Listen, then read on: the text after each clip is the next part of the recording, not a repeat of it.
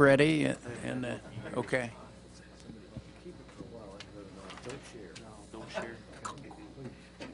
Is the staff all here that we expect? Are you all ready? And we have a quorum of commissioners seated, so we'll bring the meeting to order, please, for this, what is today, December the 7th? 6th, thank you. First item for today is approval of the minutes of the last meeting time, November 1st. Is there a motion to approve the minutes? Mr. Chairman, I make a motion we approve the minutes for the November 1st meeting. Second. Thank you. All in favor say aye. Aye. Any opposed? Motion carries. Public hearing items for today. The first item listed number 2 is application number Z11-7, a comprehensive review of the permitted and conditional uses. Is there staff report? Thank you, Mr. Chairman. I think you know and received quite a bit of background and material when we were discussing the location and appropriateness of having tattooing and body piercing establishments in the downtown area. And even though those uses have been around, I wanted to re-emphasize, and I haven't gotten to every set of statutes or whatever, but I do know that basically the operations that were in existence prior to that, it would be a stretch to call them underground, but basically they were unregulated businesses, and most states in the United States have only had some regulation and recognition of those businesses since about 2008. And in some cases, Virginia and Massachusetts coming to mind, there were statewide prohibitions on tattoo parlors, and those were lifted by court action. And so if you've got use that's not permitted, then a court comes and says, well, communities must make allowance for allowing tattoo parlors and body piercing studios within their city limits.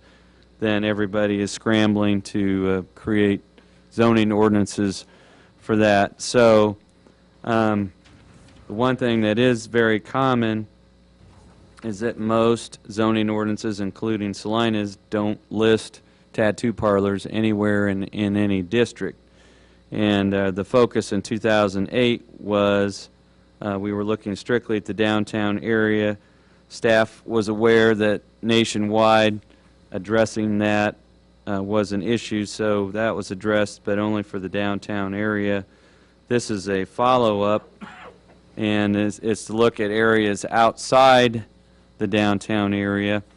And so we have C1 office district, C2 neighborhood shopping, C3 is shopping center. We've addressed C4, which is central business, C5 is service, and C6 heavy commercial. We think that any commercial district except for C1 office is probably a suitable location. But then the question becomes within those commercial districts and industrial districts, as a rule, allow commercial uses. In terms, if you look at page 2, we think that any commercial district, there should be an allowance for them except for C1, which is an office district. Then the question that comes to you is, should it be a permitted or conditional use in those commercial districts such as C3 or C5? And then when the Strombergs were speaking to the question downtown on Iron, one of their concerns was the proximity of the parlor to their loft apartment. What we want to distinguish there is that the lofts downtown are actually not part of a residential district. They're part of a commercial district, so even having a separation requirement would not have impacted that decision. But the City of Wichita chose, and I think we have it in your packet, to have a 200-foot buffer or separation requirement between any tattoo parlor, body piercing establishment in any residential district, school, church, park, those types of things. So the question 2 there is, as you look at the commercial districts, should these types of uses be in the permitted use or conditional use? What Wichita chose to do is they chose to make them permitted uses, but just said you're permitted, but you're not permitted if you're within 200 feet of a residential zoning district or 200 feet of a church or a school or a park. And so that avoids the conditional use hearing process, but does provide a little bit of a buffer zone for those types of uses. So getting your guidance or discussion on permitted or conditional, and then whether a separation or buffer. I guess our approach is if you had a conditional use permit process and you're notifying people in the surrounding area anyway, it doesn't make sense to write a buffer into your, because you can use your judgment on yes or no for a particular location. But in Wichita, where they made it a permitted use, then they put the buffers in there. And then the last choice, we allow today, you can come in and get a home occupation certificate to do a one-chair barber shop or beauty shop in your home. And the state of Kansas does make provision for licensing somebody to be a tattoo artist or body piercer in their home if local zoning allows it. Some states don't allow it. You have to do it in a commercial establishment. So while we're looking at all these commercial districts, we also wanted to get some guidance from you that if somebody comes in and they're on a residential street and they apply for a home occupation certificate to do a tattoo parlor in their home, what do you think we should say? So I think we, in order of things, I guess, does the commission pretty well agree that any commercial district that might allow beauty shops or barber shops or nail salons or those type of things should allow tattoo and body piercing? Or are there some commercial districts that you feel should be off limits? And for example, most of South 9th around Central Mall in that area, Walmart, Target, those types of things, those are C3 shopping center areas. A lot of areas like Crawford that's west of Ohio or Broadway are C5 type districts. And so we think those are just as suitable locations, but the question then becomes, should they be allowed as a permitted use or conditional? Questions or remarks for the staff? So, Well, I don't have a problem with them being allowed in the commercial districts. I think question 2 and 4 are tied to this. I think if you're going to make them conditional for the commercial districts, they should probably be conditional for the home ones as well. I wouldn't want to have my neighbor put up a tattoo parlor without me having some form of addressing the permit. So I think that if you're going to do the home ones, those ones definitely need to be a conditional use. And Dean, what kind of, I guess I'm always concerned about the budget end of things too. What kind of cost is associated from a staff standpoint of preparing a conditional use permit to come before this board? well, it starts with the assisting the application process, helping the applicant complete a conditional use permit process. Once the application's complete, we identify all the property owners within 200 feet of that application, and then we send mailed notification to them of the public hearing date, and we also advertise all public hearing items in the newspaper, in the legal notices section. So that would be the primary aspect of that. And then, of course, your expectation is, and as is ours, that we prepare, do some research, take photographs, or go visit the site, and then we prepare a report to you that reports on that particular location, so that you feel like you're acquainted with that location and what's around it if you don't have a chance to visit it yourself. So obviously there's a lot more work involved. If every tattoo parlor that was established in the city of Salina was done through a conditional use permit, that's a lot more work, and it's a lot more work for you, because that means you're going to review every one of them. If I'm Walmart and I want to put a tattoo parlor next to my Atlas Optical and bank, can you do that at this point? Well, right now, that's what we're trying to establish is what the ground was. Our answer to that would be no, you can't do it, because it's not listed at all as a use you can do in C3, and it needs to be addressed in some fashion, and that is exactly it. Now, if you said in the C3 district, tattoo parlors should be a permitted use as long as they're not within 200 feet of a residential area or park or school, then Walmart would come in, they'd get a permit to convert that to tattoo parlor space. That would be the gist of it, and there would be no public hearings, no notice to anybody, and that's the way it would be done. So if you said, well, we're looking at C3 and you can do a barber shop or beauty shop there and a variety of other uses, why not be able to do a tattoo parlor? Then that would be allowed as a permitted use, and there would be no notification and no publication, and you wouldn't review it. And then the only question would be is whether you want to adopt some sort of separation or buffer requirement. Would this be muddying things if it was permitted, except in the instance where we're a distance from some kind of residential or church activity you're concerned about?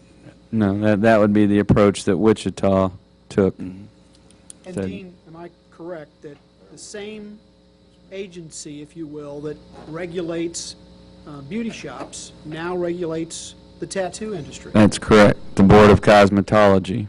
And I don't know, I mean... We've got an oversight of those. Right. I think we have in our packet, and we were provided at the tattoo when that came before us, that's a fairly extensive list of rules, regulations, health safety concerns. Yes, and that before, and some of those things are as little as 2 years old, and so there's now educational criteria and other things that have to be met before you can hold yourself out as a tattoo artist or a body piercer. And so working with the two proprietors there on East Iron is a good educational experience for staff, and we went over there, and both of them have framed licenses hanging on the wall, and in most beauty salons or barber shops, they've got a Board of Cosmetology license that they're supposed to have on display. Both that premises was inspected by the board. So in the past, the zoning process was kind of used to help protect some of those health and safety things because there weren't other things in place. But now the conditional use permit process is probably less important for that, and it's just do these uses have any characteristics that would lead you, the example we gave was there's a tattoo parlor in Aggieville in Manhattan, and they have a very specific Aggieville business zoning district, and we pulled that out and looked all through it, and we couldn't find tattoo parlors listed anywhere, and so we contacted the City of Manhattan, and we said, so how did that get there? And they said, well, we allow photography studios and artist studios in the Aggieville Business District, and we just classified tattoo parlors to fall into that category. I don't think that's the right approach to take. I think if we want to allow for it, then we should list it in the ordinance as a specific use, and then we'll establish the ground rules. But if you were trying to balance the overkill versus what's reasonable, I think what the city of Wichita did was a pretty good balance, where they said, if you've got a business area that's right in front of or right next to residential housing area or a city park or a elementary school, maybe that's not the right place for a tattoo parlor, even if it's zoned. But if you're 500 feet away, or if you're in the middle of a Walmart store, why should you get a conditional use permit to put a tattoo parlor in an open space in front of Walmart? So with that oversight, I mean, I'm comfortable with supporting C3, just a permitted use with that buffer zone. However, I don't think under any circumstances that it should come off a prohibited use for a home occupation. Yeah, given some of the strong sentiments, I wouldn't even approach that. I'd just... Well, we put that in there because we actually want to bring it forward at a future time. Yeah, on some of those, our inclination is since we have a list of home occupations that are actually prohibited, like we put people on notice that you can't do auto painting or auto body repair in a residential zone, or have a medical or dental clinic, those type of things. Our inclination would be to list tattoo parlors and body piercing studios as prohibited home occupations, and then if somebody wants to come along later and make the case that they should be moved from prohibited to permitted, they could do that. But I'm not prepared to advocate for having those as home occupations. Dean, did the existing tattoo parlor on Santa Fe down by the Pizza Hut, did that have to get a conditional use permit? No, because nobody knew it was there. Okay.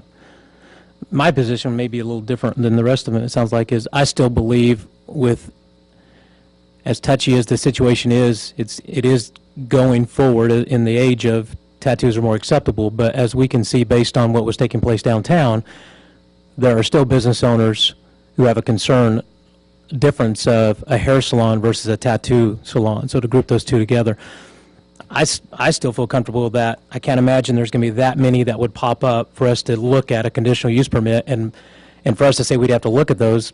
I took this role as that job of, it's my job to look at that and protect the citizens of what's there. And if Mrs. Stromberg was closer to that last one that we approved, my vote may be different on there, but I couldn't buy that nobody else came forward.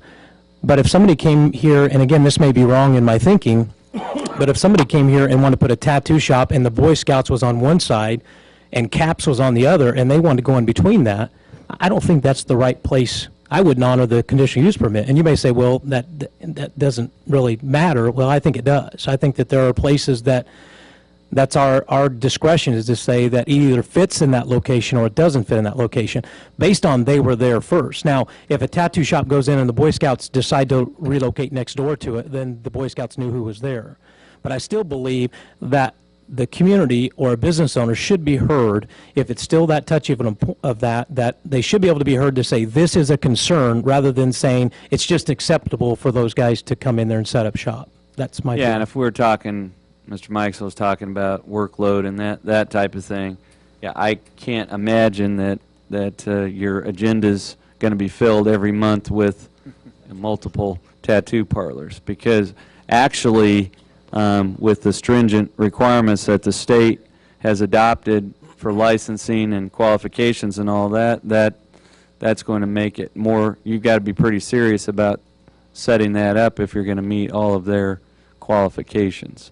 So we are open to that pretty well. What we don't think makes sense is to have a conditional use permit process and then have a mandatory separation or something. If you're going to do a conditional use permit, that's what your judgment's for, and rather than having a fixed distance or whatever, then we're receptive to that either way. But before we drafted something and to have a recommendation, we wanted to get a feel from you. It's conditional downtown, and you could just take that same approach and say, we'll apply that across the board to all of our commercial districts. Now, I guess the question would be if you had a industrial area, which industrial area, let's take Bishop Street, for instance. There are a lot of commercial businesses there on Bishop Street, but Bishop Street is actually zoned industrial. And so then the question becomes, if somebody wanted to put a tattoo parlor on Bishop Street in a light industrial district, is it appropriate to allow that as a permitted use in our industrial zoned areas? Dean, after you've studied this more than we have, you've done a lot of research. What's your recommendation? Well, I kind of agree with Mr. Welsh that when you're starting out new, and I was even looking at that, they were having a big argument, and of all places, Boston, Massachusetts, because until 2 years ago, it wasn't legal to have tattoo parlors in Massachusetts, and in Boston, they were debating how to approach that, and the planners in Boston were arguing that in that case, they were going from a prohibition to an allowance, and the best way to ease into that was to do it through conditional use permits till the community became comfortable that that was a mainstream activity. So if I was looking at it from that approach, to say if we're going to ease into this until everybody feels like they're better educated and more comfortable with that as a common commercial use, then easing into it with the conditional use permit, I think is the way to get started. And then if it reaches a point and say, well, what were we concerned about, or what was the big deal, then you can always move it to permitted. But as you ease into it and look at what your role is, making it a conditional use is probably the best way to ease into that as you look at other areas. I'm comfortable with that recommendation. What do we need? What do you need from us in to advance this? Anything? It's already a conditional use. It is not a conditional use listed anywhere, so in terms of feedback or guidance, if you were to say that it's the consensus of the commission that they should be conditional uses in our commercial districts, and to come back with a text amendment that addresses that, and then if you also said it was the consensus of the commission that they should not be allowed as home-based businesses, then we would address the home occupation regulations as well, and then bring that back to you for formal action. I'm okay with Does the that. public, I'm okay with that. do we need to let the public comment? Is there anyone that wants to speak to this issue? Then we'll bring it back to the commission, and if Can I there's make not a- further I mean, if you discussion. wanted to make that in form of a motion that someone to move that they be allowed as conditional uses in our commercial districts outside of the downtown, and make a motion as to whether you think they should be allowed as home occupations, then we can come back to you with something formal that you can vote on. Does it have the same restrictions as the downtown for restricted use? Well, the only difference is the downtown, they made a motion that if you had a tattoo parlor proposed in the downtown, that we'd be responsible to notify everyone within the business improvement district, and so that's over and above notice. But if you made a motion that tattoo parlors become a standard conditional use, then when one was proposed, we would notify everybody within 200 feet. I'd make a, you want to speak for, Well, I was just going to say, I'm a little confused on the motion. I'd like to see what it's going to say before we approve it. So the motion would be for the staff to develop the language. Is that what the motion's going to be? Well, the reason that you don't have a specific amendment here formal to vote on for each of these districts is that we wanted to hear from you whether in the commercial districts they should be listed as permitted or conditional. Okay. So the first thing we'd like to hear from you before we go back and draft something is, if we draft it, do you want them listed in the conditional category or the permitted category? Conditional. I'd make a motion on Z11-7 for city staff to prepare a document for making a conditional use permit C1 through C3, C5, C7, and not allowing home occupational at this time. Moved and seconded. About C1, originally, the discussion didn't include C1 because it's predominantly an office use. Yeah, we started with that because we were going with everyone, but our recommendation would be you can't do a barber shop or beauty shop in C1. You would probably leave tattoo parlors out of there as well. So we need to, So the motion, if the maker of the motion was willing to delete C1 out of there, then we would just ignore C1. So we could amend it to delete C1. Okay. Amend motion to delete C1. All in favor, say aye. Aye. Opposed? So we'll be Motion coming back to you with a text amendment that will show those as conditional uses in our commercial districts except for C1. And you have in your packet there a list. We have the home occupation regulations, and what we would simply do is add that to the list of prohibited uses, and then we put the burden on somebody who wanted to do that to persuade you otherwise. We're ready for item 3, application Z11-8, a change in zoning district classification. Thank you, Mr. Chairman. This is an area when we were looking through the proposed comprehensive plan and the future land use map, there was a lot of discussion about the city of Salina being overzoned, especially with commercial zoning in areas that were trending away. And so this was an area there at the intersection of Broadway and Cloud where we have a predominance of C5 zoning, but we have this odd piece right here, which is a building that, as long as we found records on it, has been used for a heavy commercial use. We found metal ornament sales, we found automobile repair, we found green machine fabrication, all taking place here. What happened historically is a woman by the name of Anna Marie Mosier owned all this property, and so everything that she owned was comprehensively rezoned for manufactured home park in 1977. She has since sold this off to a different owner who operates the Palos Verdes mobile home park, and then she retained this here. And so basically what you have is a commercial building that's always functioned as a commercial building that is grandfathered in and non-conforming because it's actually zoned MHP. And we have a prospective purchaser, Phoenix Restoration, which operates a business in Garden City, and they're interested in opening up an operation here in Salina and utilizing this property and existing building. And one of the concerns, and we've identified there on page 2, what the rules are as it relates to non-conforming properties. But basically, you can repair and remodel and do maintenance, but you can't expand or enlarge a building if it's non-conforming.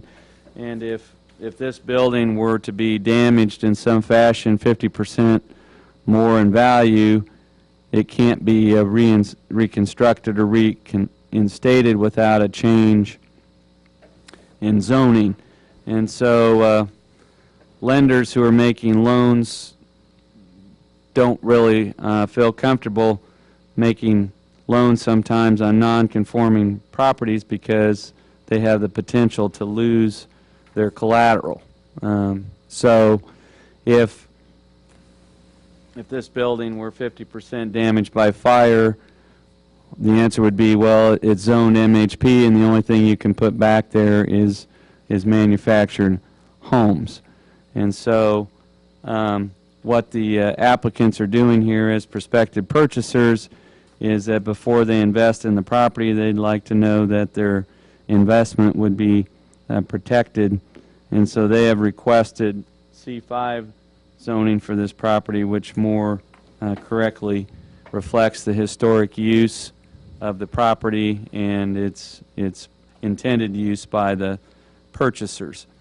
And so in addition to the MHP zoning nonconformities, there are some other nonconformities, such as you can see here, setback.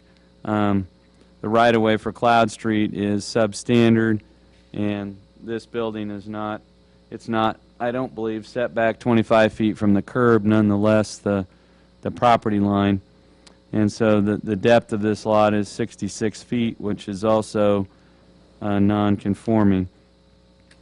But if you were to approve this request, you would basically allow the building to be utilized as is, but under a commercial zoning classification. So the current zoning doesn't really fit with the applicant's plans for the property, and as we pointed out, banks are reluctant to loan money on buildings that cannot be rebuilt. So as you look at this, is this property, in your minds, more suitable for mobile home park expansion or continued commercial use? As we looked at this area since the 1950s, the land uses really haven't changed, and there haven't been a lot of tear downs or changes. It was a mobile home park in the 50s. It's still a mobile home park. There was the old Rocket Square Motel on the corner. It's still there. There's a building utilized for the gym, which is a weightlifting club, and then there's some rental properties there. But this has just historically been part of the manufactured home park because of ownership. So the sewer and water situation is, we're not sure exactly how this is hooked up because there is no sewer on Cloud Street. There is sewer back here on Smith, and it's possible that there's some kind of connection that comes back here that we don't know about. There's water on Cloud Street. They don't have any easement. There's no storm sewers on Cloud Street. And again, if you were doing Cloud Street and platting all this today, the right-of-way would be 100 feet, and it's actually 50 today, so it's kind of shoehorned in there. Cloud Street carries 5,500 cars a day here west of Broadway, but as far as their particular business, they're not going to have a lot of in and out trips because it's primarily going to be a warehouse space with some office. John, I don't know if you have the future land use map that you can call up or not, but this is our intersection here. We identified that this comprehensive plan, land use plan, did not reflect what the current zoning or uses of the property was. Even the National Guard Armory here is shown as future residential as opposed to commercial. We have a purchase and some construction going on from Midwest Siding just to the north of that, and then we have this here. So the land use plan that was included as in part of the comprehensive plan actually shows this as future residential, so going to C5 would actually be inconsistent with that. But we think based on the existing zoning and land use pattern there, we think some consideration should be given to amend the future land use plan to show this as commercial instead of suburban residential. And that would make the plan consistent with the requested zoning. So your options today, after hearing from the applicant, would be to recommend approval of a zoning change from manufactured home park to C5 as requested. You could deny that request and recommend that the existing manufactured home park zoning remain in place if you don't think this is suitable for continued commercial use.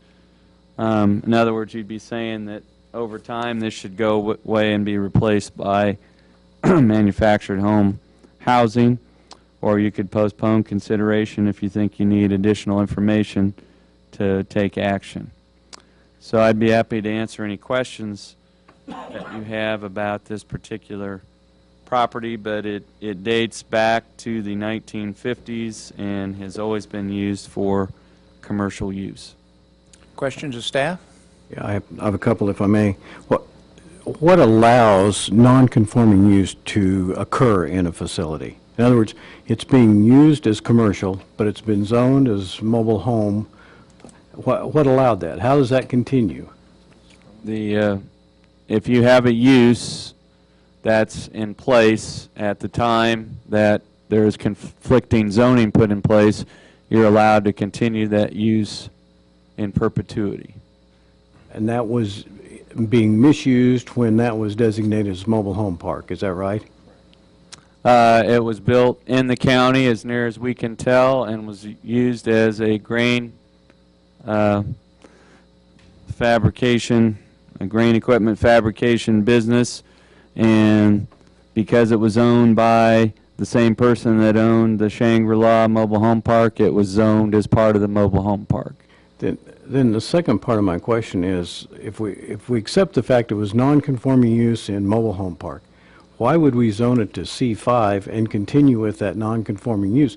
Whatever triggers bringing it up to the standard of paving, setback, landscape, et cetera, that C5 requires. It's basically the same situation we got into with the property that we just developed and decided to do paving, because we were told changing zoning requires paving. But building to building is the difference? Zoning has nothing to do with it? The difference is that until 1990, the city of Salina did not require parking to be paved. All new development that occurs after 1990 has to have paved parking. Any gravel parking lot that existed in 1990 and is still in existence today is grandfathered in. But a change in zoning triggers nothing. Change in zoning triggers nothing other than protecting the owner's investment from being lost if there's more than 50% damage to the structure. I don't know what's going to be gained. Could that be a condition on allowing the changing of zoning, though, from MF to, or MH to C5? Could we put that condition on there of saying if you want to rezone that and it's non-conforming, to make that, I mean, I would love to see all of that MH be, I'd love to give them a free zoning on C5 all the way through that. I mean, I don't know whether that's legal or, I mean, to give them a free pass on that to, Well, that would all go to C5 at some point once it came out of the MH zoning. this Like its own little box separate. right here, if you start with the big box, which is right here, that was all owned by Anna Marie Mosier and part of the Shangri-La Mobile Home Park. Then Anna Marie sold everything but this to Stephen Copper, who has Palos Verdes Mobile Home Park. So this is all owned by Stephen Copper. This is owned by Anna Marie. The Phoenix Restorations. If you said no today, then Phoenix Restoration could still purchase this and they could still operate their business in there, but the problem would be that if something happened to the building, they wouldn't be able to build it back.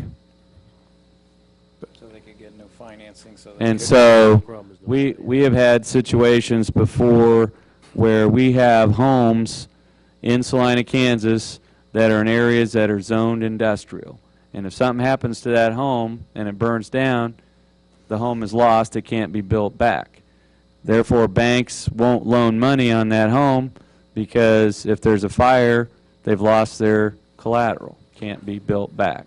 So, it's always a challenge for owners who have non-conforming properties to obtain bank financing, because banks don't want to make loans on property that can't be built back. The flip side of that is, if they purchased this and they moved in and there was a fire and it was more than 50% damaged, they could wait and come in and ask you to rezone it then so they could rebuild it.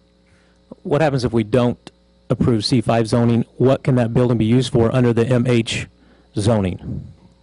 The same things that it's historically been used for, as long as it's not more intense. So it could be still automotive repair.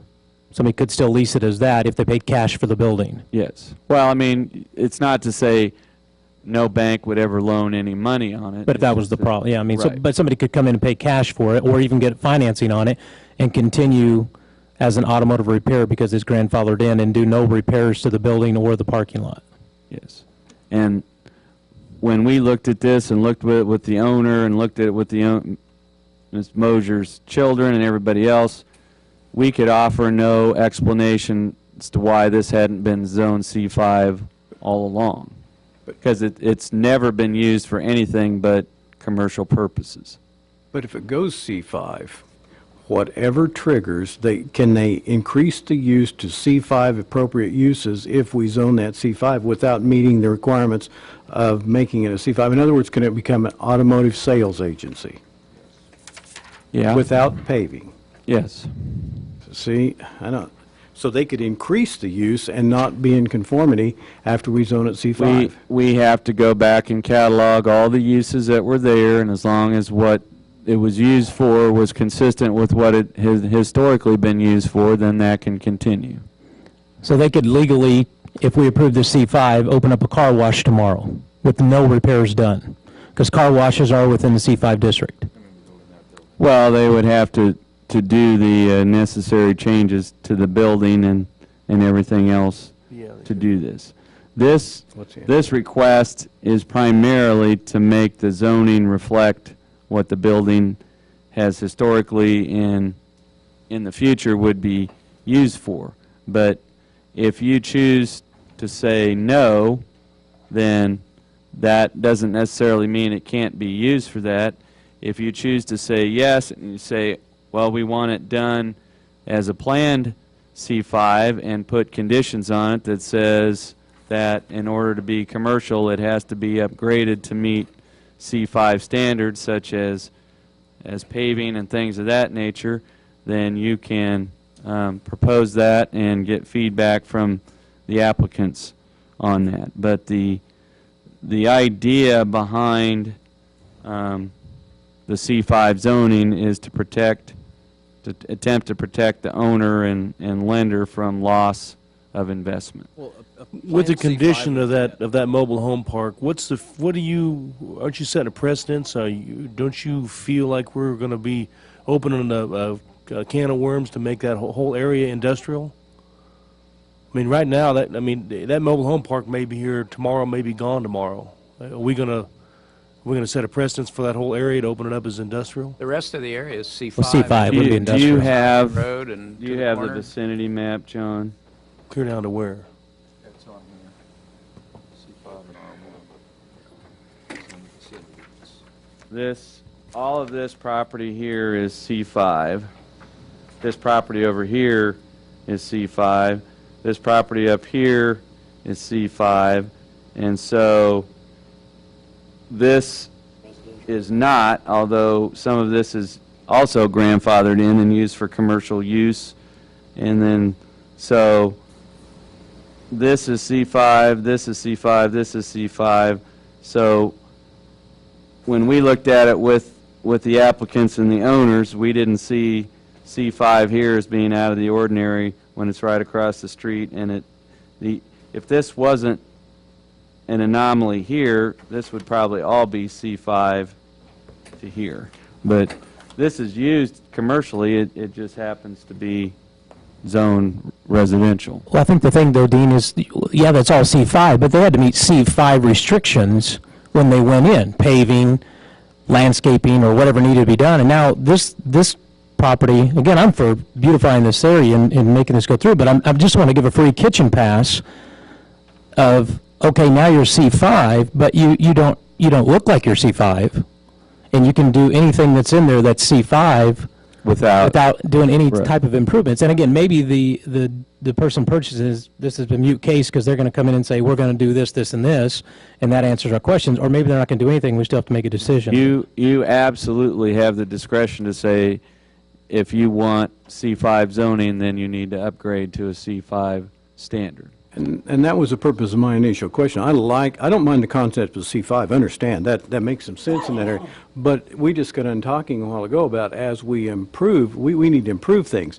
To change it to C5 is merely a financial benefit to the loaner, and then I don't see, I think if it's going to be C5, it needs to meet the requirements of C5. Dean, do you happen to know, is there any difference to a lender whether it's C5 or PC5? No. It all has to do with the loss of the property, the loss of collateral.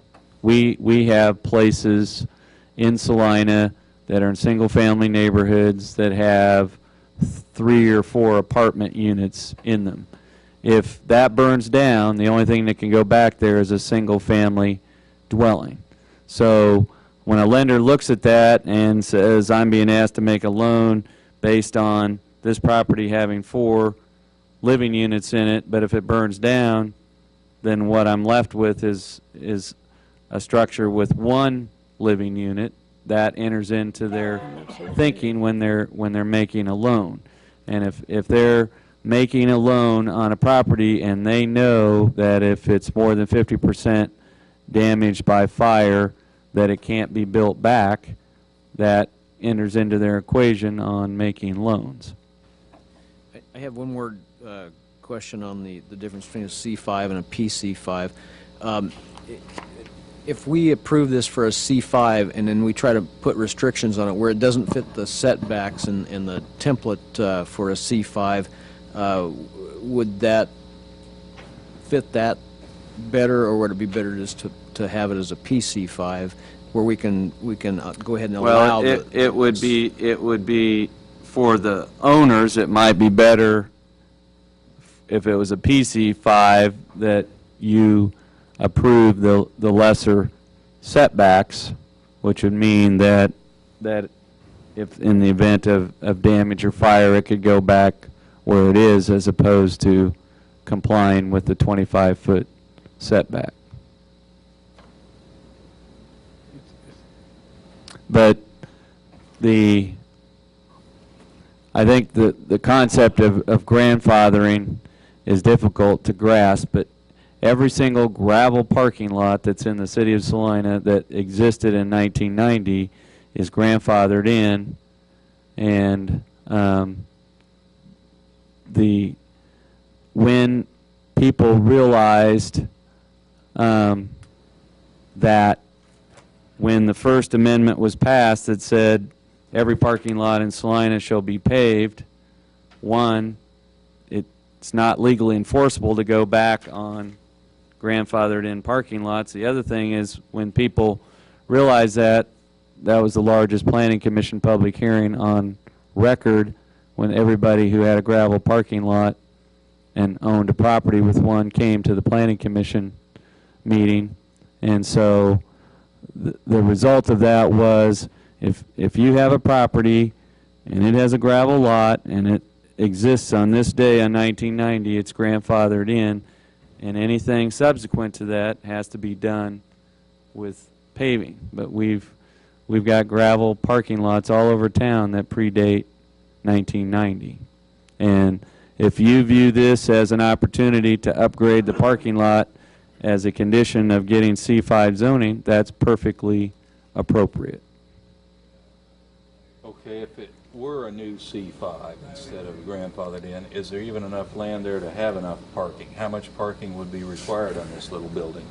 Well, that's going to be self-regulating also, because the using this primarily as warehouse and limited office, you could probably handle that. If you were looking at retail sales or some I mean, one of the challenges of the auto repair business that was here, and Dustin can attest to that with all the letters that he sent, is that there wasn't enough parking for this to be an auto repair business, and there were cars in the right-of-way and all over the place.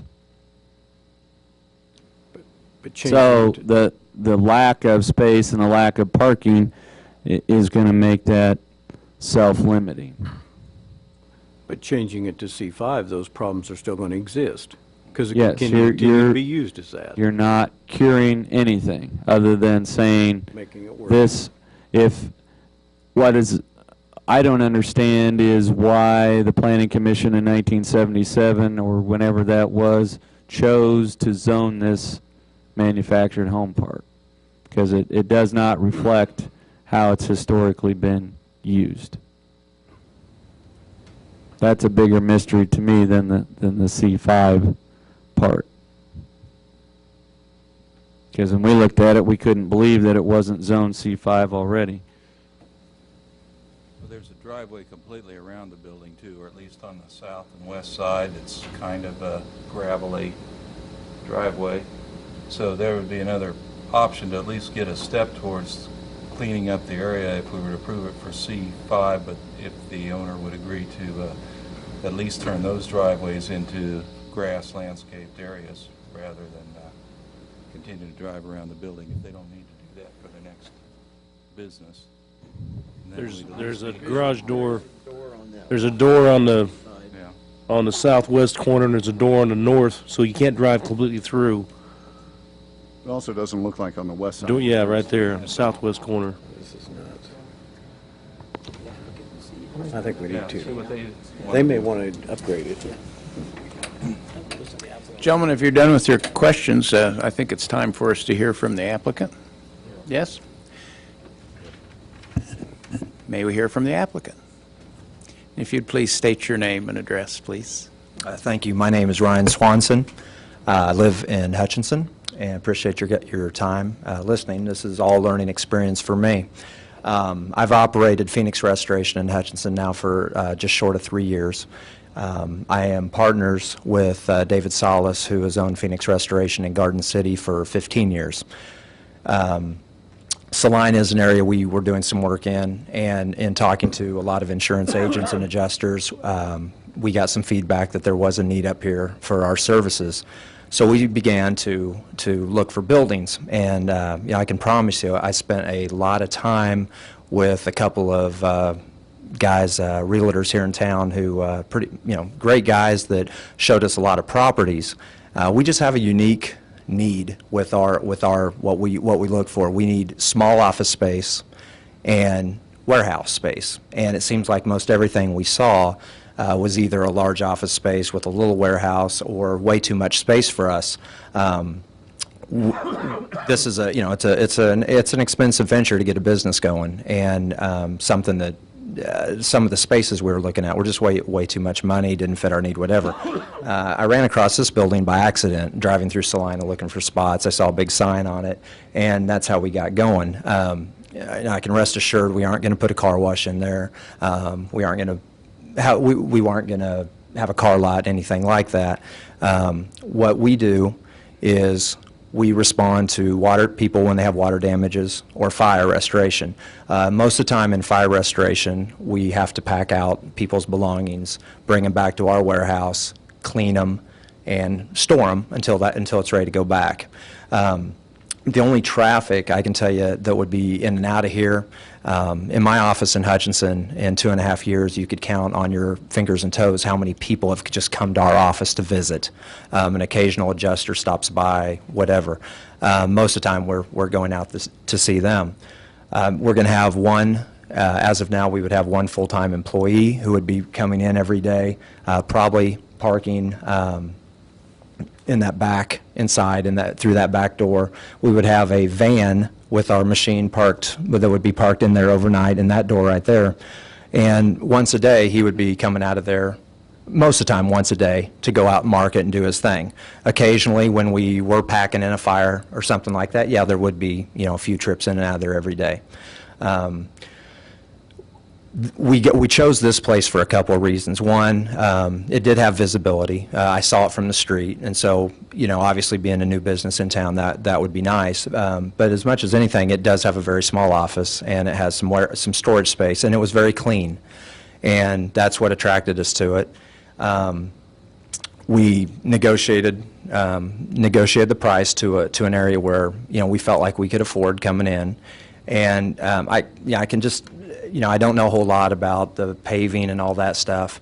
I do know that if we needed to pave it in order to have a business there, it would probably get to an area where more money than we could afford to spend. But that's neither here nor there. But I guess my next thing would be just rather than ramble, is ask questions of our business or of what we're planning to do.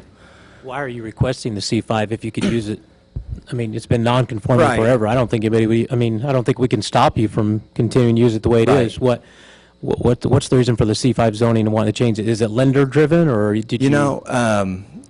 We've already, verbally agreed with Anna Marie about the financing and maybe doing a land contract, so we could do it. But more than anything, Todd, I didn't even know myself, and until I applied and got to talking, and I'm getting a little educated. I got a lot more educated today about if a tornado came through here, or fire, or something like that. Could we rebuild on that property? And I'm not even saying we would, but it seemed like a good idea to protect ourselves if something did happen in that first year. I mean, the building's insured. We'll get our money for what it's worth. But again, I drove all over Salina for a long time and put a lot of miles going around, and I just couldn't find anything that I felt suited us, that was in our price range, that was also as clean as this building was, that had the visibility this building does. And we did look. We looked long and hard. It wasn't this was not the first building we came across or the first building we looked at. And we had, like I said, we had two guys from Salina, I think pretty well-known realtors here in town, that were both helping us out a bunch. Unfortunately for them, neither got a commission on us, but maybe next time, but I found it by accident, so. Out of the discussion that's here, trust me, we welcome new business to Salina. We think it's great that you find yourself in a situation where we just came out of a study session of exact locations like this, where when we see an opportune time to start cleaning up some Sure. sites, in the Sure. past what we've seen past commissions do Sure. is just approve stuff and then go, well, why did they do that when they had Right. the opportune time to clean this up? And Right. if you can look around that location, it's an opportune time for us to look at it. Like, I would be all for it if somebody came here and said, I bought the whole thing and I want it all C5, it makes total sense. Right. I think my concern is making that C5, not knowing what the guy wants to do with the rest of it. Now we've got a C5 and somebody wants to come in and do something that would be a huge beautification for that area, and now they can't because you've got a C5 in the front or wherever that is. That's just I'm not for it or against it right now. I just am letting you know, love you coming to Salina, and hope we can get this done for you. But I think we're underneath this thing of going, how do we take the right time to make Salina better? Right. In each individual thing. And this is a little piece, because I love that area, and I'd love to see that something happen positive there. Right. Have you checked into the cost of paving at all? Or just The cost of paving? You know what, no. I'm in the process of building a house, so unfortunately I'll find out real quick, I'm sure. But I'm sure, like everything else, it's expensive. And, I will say this, the building itself we went to the maximum of what we were willing to spend on the building. If we were told, and I don't want to speak for David, but I'm pretty sure he'd feel the same way I did. If we were told, hey, you can do it, you got to come in and pave it, I'm pretty sure it would be, I'm just guessing, it would be expensive enough that unless she was willing to significantly go down on the price, it would be a situation where we'd probably start over with looking again. And that's just financial. I mean, it's just it'd probably just be reality of where we were at right now. like I said, I like the area, I like the building, I like the drive in the back. And, as far as, you pretty much almost have to have it because it's really hard, even if you're in my truck, just to come in there and turn around and not hit the neighbor's, hit the neighbor's lawn or whatever. But, so anyway, no, I don't know. No idea. No idea. I'm assuming it would be expensive. If I may, Yes, too, we welcome business, and I think our community needs that to grow. But I too have a little concern about changing it to C5, still non-conforming. Right. And I want to reinforce. Did you say that you could do the business with non-conforming zoned as it is now? That's my understanding. And, I mean, you're ready to go with that, even non-conforming. Yeah, we're ready to go. It'd just be desirable to go to C5. Yeah, because in it future. would be, I'd sleep a Makes little the better. makes the land more valuable. One year in K-State, I lived in a mobile home park, and you get real nervous on tornado warnings and stuff like that. And, same thing here. I'd just sleep better at night, knowing that if something happened, that we could build it back. Yeah, we're ready to go. I mean, we're ready to go in there. I mean, but again, if it doesn't work out, then we would probably keep our ears to the ground for other opportunities. I know you said that this, bit of an education for you. I just want to make sure that That's you a lot, understand yeah, one of the yeah. reservations I think this commission is going to have is that if we voted in C5 without taking the opportunity to put to bring this a little bit closer to what it should be, you can turn around and sell this and sell the property in a year, and then that's going to sit there with the us looking over it. And we won't have the opportunity to stop it then. So, we have to look down the road. Sure. Sure. Not that we think that's going to happen, but at the same time, I mean, that's our obligation is to make sure that if we're voting on this. No, I can appreciate we're that. looking at the long term. I can appreciate that. And in all honesty, it's about a 2,200 square foot building. David's building in Garden City is about 5,000 square feet. Mine in Hutch is about 8. So yes, we hope we hope business will be good, and we hope to grow. But for now, yes, it was for the reasons I explained earlier when we saw it the first time. Was hey, this is affordable. It's a great fit. It's a way to get to know Salina, get our foot in the door, and hopefully. And it's similar to what I had in Hutch when I first started, and then we just moved into a bigger facility. And so, yeah, I understand that, and probably not helping myself by telling you, I hope in a couple of years, or 2 or 3 years, we do outgrow it. But in the meantime, we'd love to use it, and I'd love to sleep at night knowing that if something happened. But it's not going to affect our decision to come to Salina. It just might affect our decision whether or not we want to be there or whether we want to continue to look. Sure. So.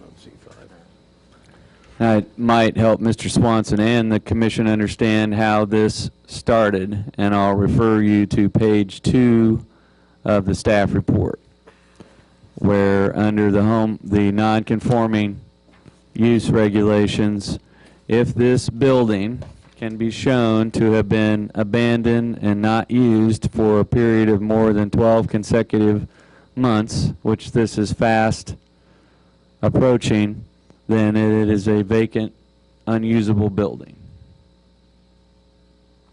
And so when that was explained to the Moser family, they said, so you're telling me that if this building is shown to be vacant and abandoned for more than 12 months, it cannot be used for any commercial purpose.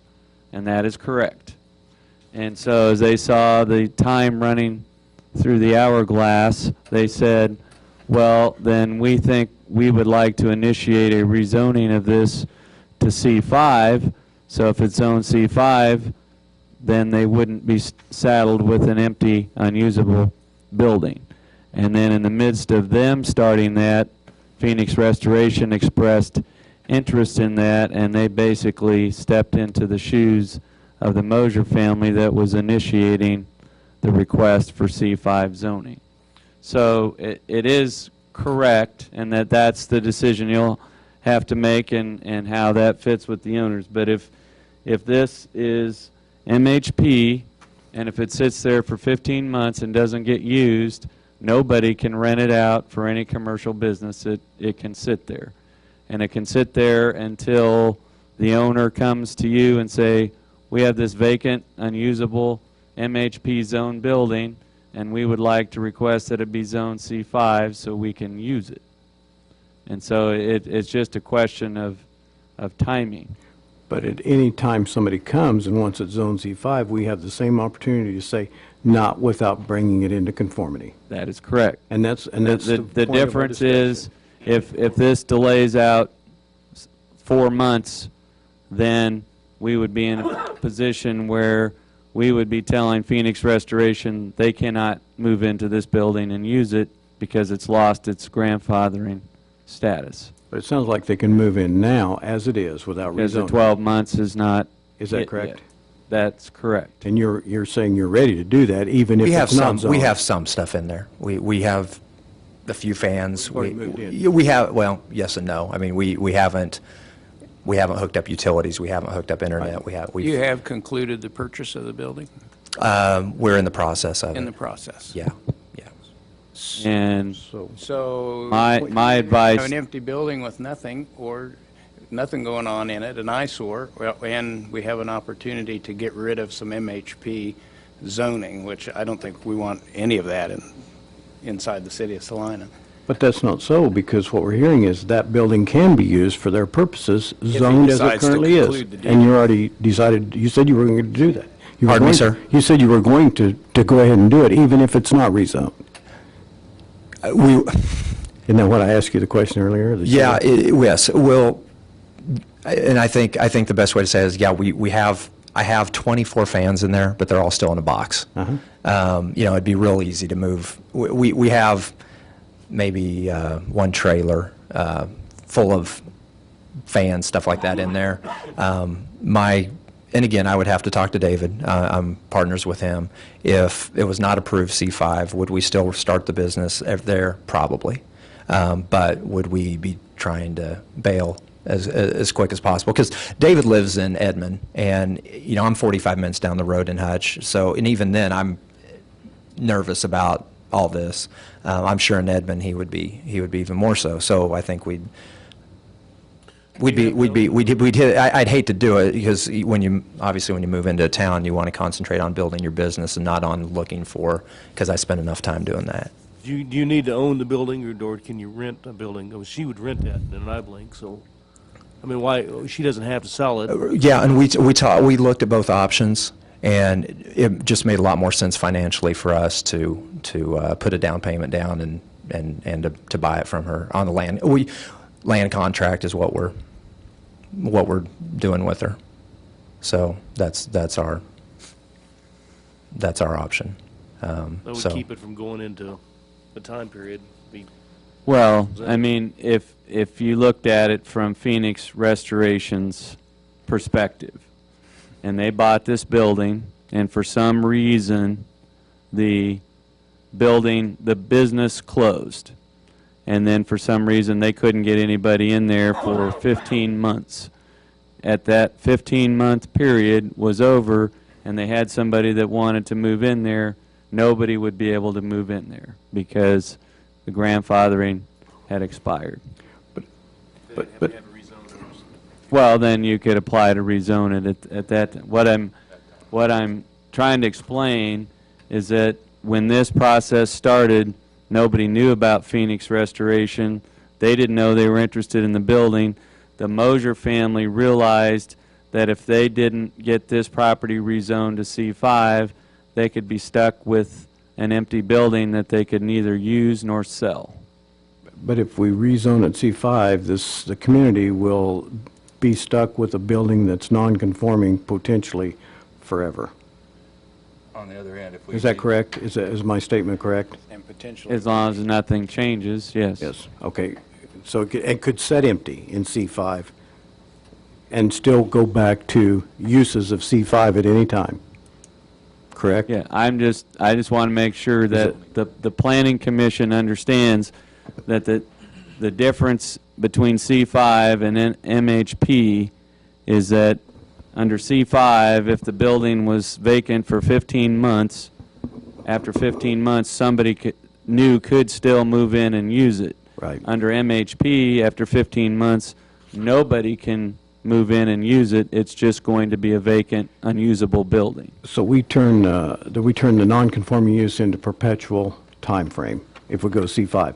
Under MHP, it has a 15-month window of opportunity for nonconformity, and then it has to go to something else. The example would be that the property there at the corner of Ohio and Ash, that's the little barn building.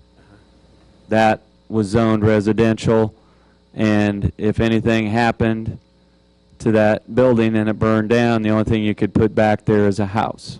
Or rezone. Or attempt to rezone it.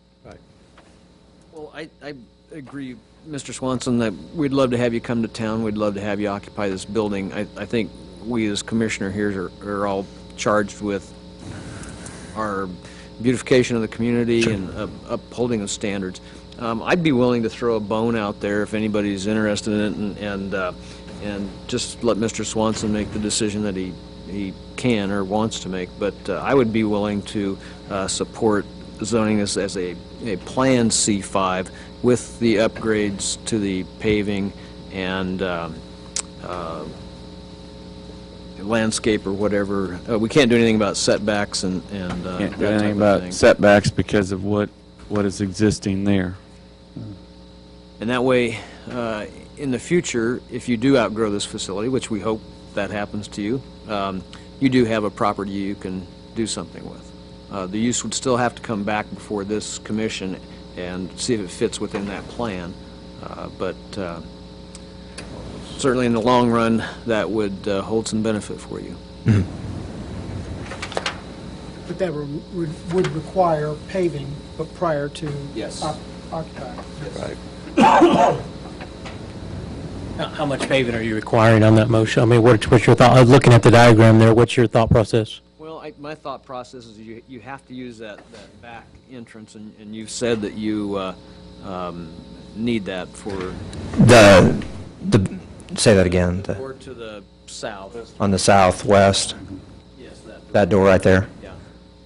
Is that right? Yeah, I mean, it's handy. I mean, it would be handy. It's a tight fit going through when you're parked on the other side in front where the office is. When you turn through here to drive through that gravel driveway and come out, it's kind of a tight fit, but it's easier than backing up onto Cloud and that safer other, probably. Dean, the other part of that drive is not part of this property, is that right? That they're using to get out of that? I think our land ends right where those. Yeah, right there, that driveway right there. That is part of the mobile home park. That is not They're part of just this using that. property. Yeah, we're just using it. Yeah. Well, I guess my motion would be that it would be that, and I'll call it, for lack of a better word, that alley in the back there, and then the front of the building. So it'd be the east side and the south side would be paved, and then appropriate landscaping. Is there a landscape buffer that's required between the mobile home park and the? There would be a buffer required between commercial and any residential to the west, yes. Mobile home park considered Yes, residential? that's considered residential. If this were new commercial development, they'd have to have a buffer strip on that west side of 15 feet, which would have But still some residential. landscaping in it. But it's still residential. Or it's still considered mobile home. Well, I think we need to hear if there's any more comments from the rest of the commission and also from the public. So do any of the commissioners have any more questions of Mr. Swanson? And then are there any comments from the public? Okay, thank you. Okay, thank you. Mr. Swanson. Would you mind restating the motion, or do we have one? My motion would be to, on application Z11-8, to change it from the C5 to a planned C5, and in the, along with that motion, that the area And I'm doing that right. By the front door would be the east, is that correct? And then the south, This is east. yes. So the area that is on the east and also on the south side of the building be repaved, and then landscaping brought up to C5 standards. Isn't there a Sorry? Changing from an condition? Yes, right. Percentage of property? Just a second. Is there a second? There's a second. Are there questions or other comments? For clarity for the applicant, if we approve this and it's Plan C5, and then he finds the paving is too expensive to operate his business, which may happen, then can he withdraw his application and go ahead and operate the business in mobile home park or whatever zoning? The answer to Yes, that? as long as we don't get too far, we don't get beyond the 12 months before they move in. I think it's important that he knows that, and Mr. Swanson knows that. Are you clear on that, Mr. Swanson? Yeah, I'm clear on that. The landscaping part, I'm not real clear on though. Dean, could you go over that, or Dustin, one of the... Isn't there a maximum lot coverage? There is and this is on the south side, but over there on the west side, if this were a new commercial development, there would have to be a 15-foot green strip there, which there basically is, but there would have to be some planting of trees within this area right here as a landscape buffer between commercial and residential. visual and sound buffer between your business and the resident. It's a visual and sound buffer between your between the residents and your And business. it's based on what this length is, and it would probably be something in the neighborhood of 2 trees there. Is it really? But we'd have to go back and look at that. What's there? I mean, the other part's worse. Is he going to exceed the maximum lot coverage when he paves all that? No, the paving won't have anything to do with that. The ways that this building is non-conforming is primarily the front setback on Cloud is less than 25 feet. So it's non-conforming as to setback, and the existing lot is 66 feet deep, and if it was platted new today, it would have to be 100 feet deep. My opinion, I appreciate what Commissioner Mike Saul's trying to do, but it seems like an odd little PC5 in the middle there. Again, if at the end of the day, they can bring this back and try and rezone the whole thing, it just doesn't seem to make sense to go through all this. The lot doesn't support all those recommendations. As I just mentioned, what really needs to happen is the buffer needs to happen from the mobile home park to his building, because the mobile home park is in a lot worse shape than this building, and it's just my opinion. Yeah, I want to reemphasize that Anna Marie Moser, the former owner of the mobile home park, has nothing to do with the ownership or operation of it today. Just when she sold the park, she retained this building. So this is a transaction between Anna Marie Moser and Phoenix Restoration. And if Phoenix Restoration hadn't come along, then the Moser family would be standing in front of you today asking for C5 zoning. And since we're in discussion, I too want to just state that, first of all, I'd love to see your business come, and your business can come under present zoning, is what I've heard. That's the beauty of it. And I hate to see us rezone it to any kind of C5 when it frankly doesn't meet any of the criteria for C5. So we're not discouraging business by leaving it as it is, but we'd be promoting a long-term detriment to that area if we rezone it any kind of C5, in my opinion. So I'm going to have to vote against the motion. I'd love to see the applicant call the gentleman who owns the whole piece. I'd rather vote on all of it being brought into C5, even though it's a mobile home park. Now, I don't know whether a mobile home park could fit in C5. Can't do that. That would make the mobile home park non-conforming, which... Well, we've went non-conforming there, so I don't know what the difference would be for that, but it would, yeah, I too, I agree with, I'm going to have to go with, on the motion, I'd vote in favor of having the hard surface to be done. And in having us grant C5 zoning, there's got to be a give and take, and for us to give C5, I feel like we need to take some sort of concrete driveway to start the beautification of that area.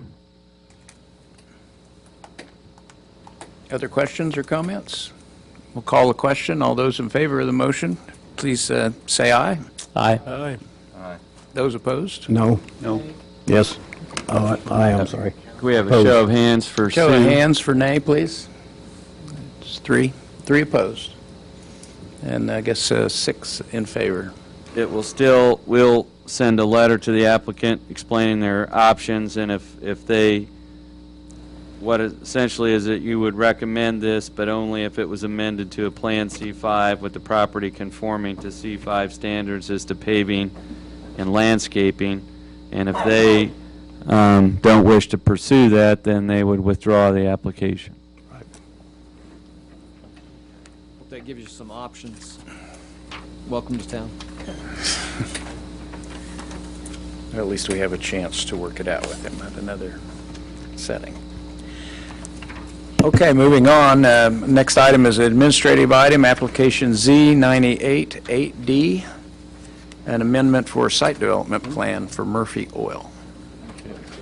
Members of the commission, this site was looked at back in May, and you reviewed a plan that was submitted by Murphy Oil Company, but at that time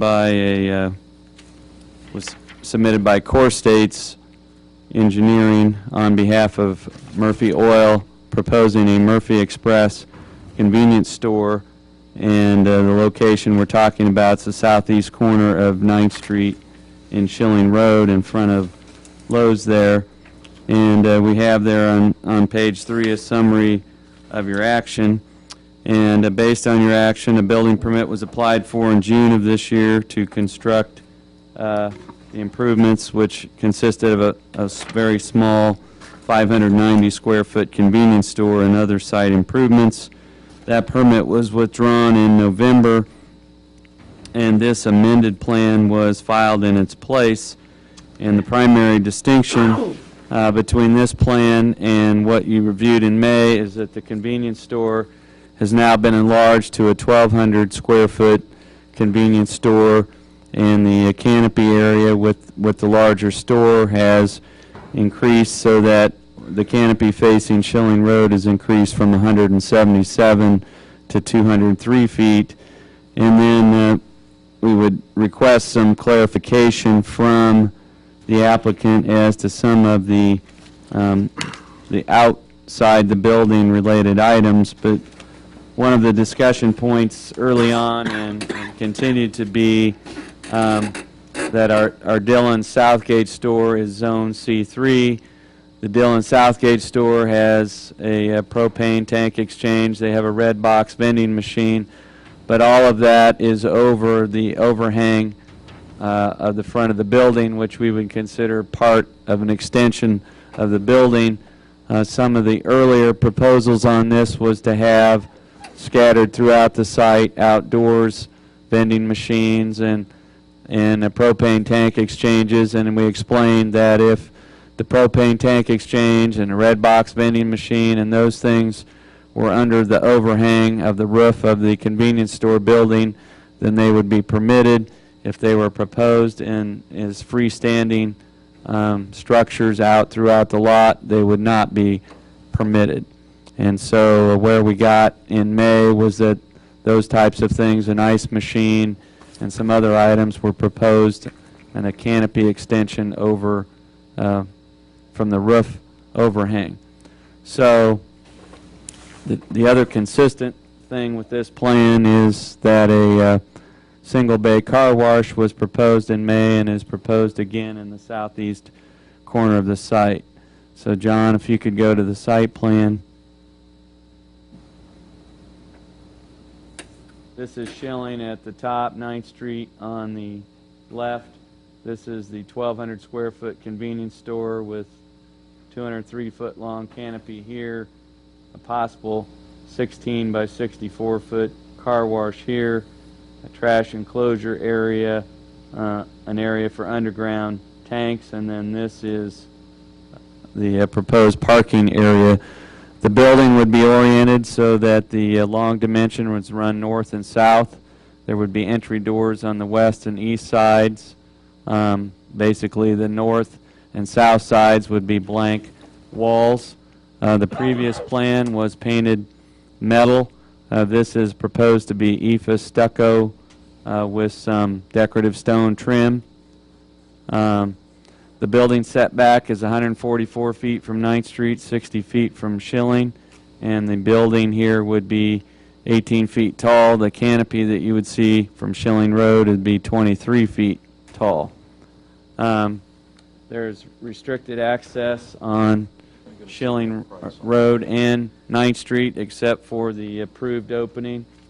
This is the drive that lines up with Marketplace and how you enter the Lowe's site, and this is basically a ring road for the Auburndale development. So to enter this site, you would enter the Lowe's entrance or ring road and then circulate through there.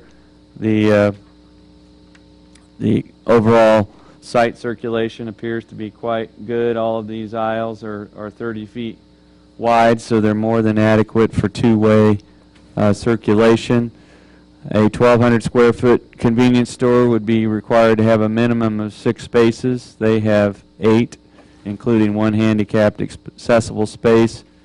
As you can see, there's no parking right up adjacent to the building. These are all fuel islands, and the parking here would be south.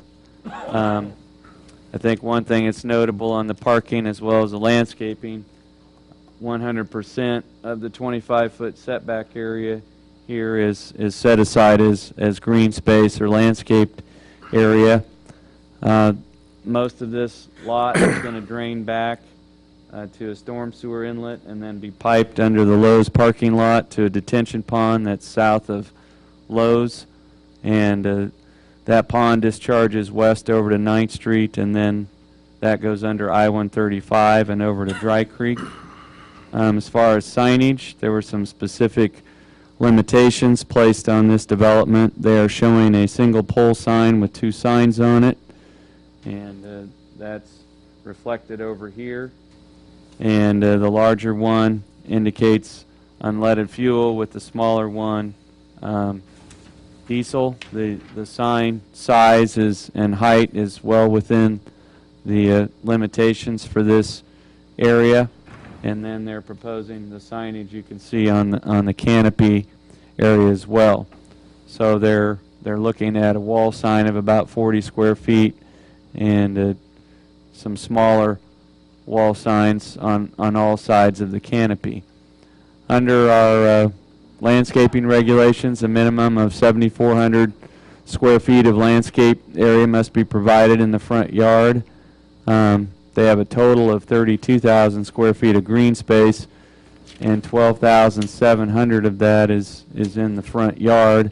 So they come close to double the amount of green space that would be required as a minimum. When we looked at this before, they were proposing some shade tree varieties here that the city forester was concerned could grow up into the power lines. Those have been eliminated. And so City Forester indicates that all the trees proposed out here are power line friendly, but because they did go to more ornamentals and fewer shades, they are short 1 tree unit. So for their building permit plans, they'll need to find a location to provide 1 additional tree unit in that area. As you can see, this is a trash enclosure area. They're going to have some bushes around the parking area here, and then some plantings around the trash enclosure area. Your role is to look at that and to transmit to the applicant here today the extent to which you believe their plan complies with the city's development standards. And we've reviewed this plan, and we find that the amended plan complies with all C3 development standards for this planned district, and we would recommend approval of the convenience store plan subject to the conditions that are identified there on page 7 of your report. And with that, we'd be open to any questions about this amended plan. Questions for staff? There being none, we would hear from the applicant. And if we may, your name and address, please. Sure. Good afternoon. My name is Jesse Ortiz with Greenberg Farrow. We're the engineers representing Murphy Oil. Mr. Tom Bentley is here with us. Basically, I'm here to answer any questions that you guys may have around our site plan. Are there any questions for Ms. Farrow? We weren't clear which of those things that were discussed initially. If John, if you could go back to maybe the elevation drawings. There's been discussion about various things out here, the propane exchange, the red box, the ATM machine, those types of things. Which of those are still proposed as part of this convenience store operation? We weren't completely clear. There was an ATM identified in the legend, but we couldn't find it on the plan anywhere. Right. The ATM usually would not sit. If we need to put it under the canopy, as we've shown the other uses, we can. But you're correct. We would have labeled it outside. Okay. Around the If you perimeter. could go back to the site plan, John. On the other plan, there was an ATM. And I Right, don't shown, believe it's shown, it's not labeled on this site plan. You are correct about that. Is this still where the ATM would be here? Or did it? We would like to, the operator of the store to have visibility of it. If it can be located there, yes. If not, we can, No, it was approved there before. It's just Okay. we couldn't find it on this plan and couldn't determine whether it had moved or not. no, and I apologize for that. It was not labeled, it was left out of the site plan. But it would still be a use that Murphy Oil will consider. Okay.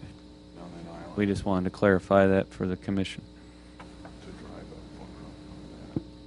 Ms. Farrow, the staff has a number of recommendations, along with their recommendation to approve. I don't know them all specifically. I assume you've read them and you're comfortable with the 8 out of them? Yes, we are. Okay. Other questions? Regarding the car wash unit, we approved this footprint today. It would not then ever have to come back again for another plan. Right, we're basically saying that's the proposed future phase, and if they come back and add that later, there's no reason that they would have to come back before you to get approval, since they're showing that as the location today. The only difference is if they move the car wash up here or something, then But as long as they it put it would on come that back. footprint. But as long as it is as represented to you today, then they could build it in the future whenever they had a need for it. And it will serve to help screen the trash pickup site, at least from the south.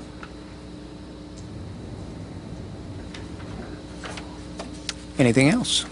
Other comments? Thank you very much. Yeah. No Are problem. there- Thank we'll you. Ask for comments from the public. Is there anyone that cares to speak?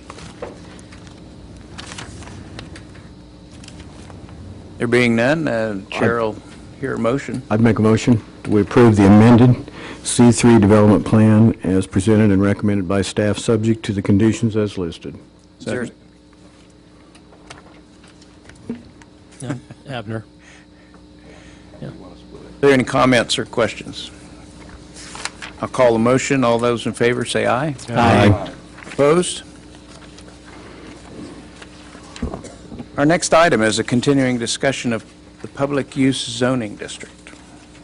Number That's one 5. thing we wanted to bring back for, we've got behind the report there, the list of permitted uses for public facilities, educational facilities, and the exposition type uses, and we wanted to get some clarification on some of these things, whether it made any difference to you or you felt it did in some of our current zoning districts, like R3 and some of those, you can do some of those more intense uses if they're located on a arterial or collector street, but they're treated differently if they are on a residential street. So if you had a fire station that was on Crawford or Holmes Road or a street like that versus a fire station that was located on a residential street